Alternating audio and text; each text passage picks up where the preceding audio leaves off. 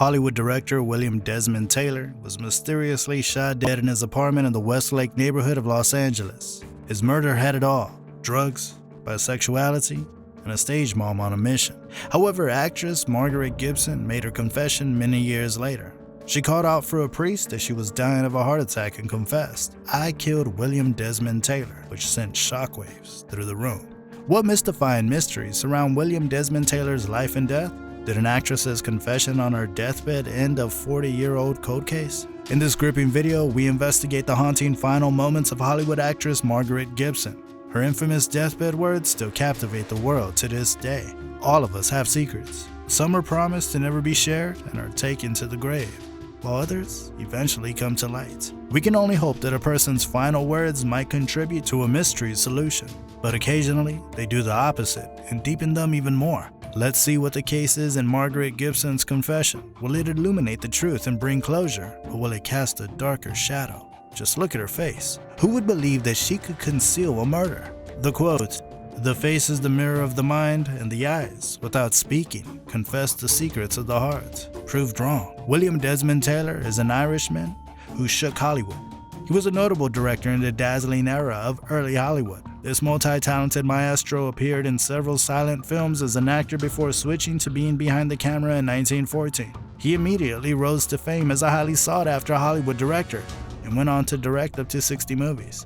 His directorial debut was The Judge's Wife, followed by the thrilling 30-episode serial The Diamond from the Sky. Some of Taylor's other notable movies are Huckleberry Finn, Anne of Green Gables, and Davy Crockett. On February 2, 1922, William Desmond Taylor's body was discovered inside his Los Angeles residence. In those days, sealing down a crime scene was not really a thing, so a crowd quickly gathered inside his house. His murder resulted in a Pandora's box scenario. The investigation revealed the hidden skeletons of not only Taylor, but also those around him. Pornography was supposedly found in the bungalow. He had left his wife and daughter in New York, which was another unexpected development. They had no idea where he was until they saw him on screen. Let's lighten the mood by including an anecdote surrounding his death before shifting to the serious footage of suspects being interrogated. Henry Peavy, a suspect in the case, had been detained for social vagrancy just days before.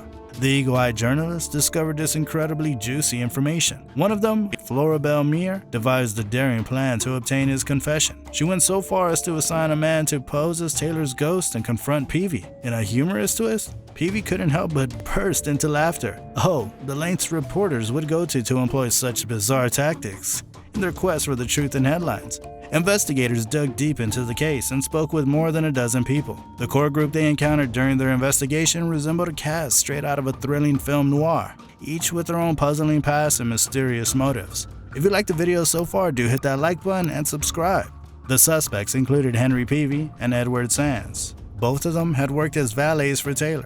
Actress Mabel Normand, the last known person to see him alive, and another actress, Mary Miles Minter, were also on the list.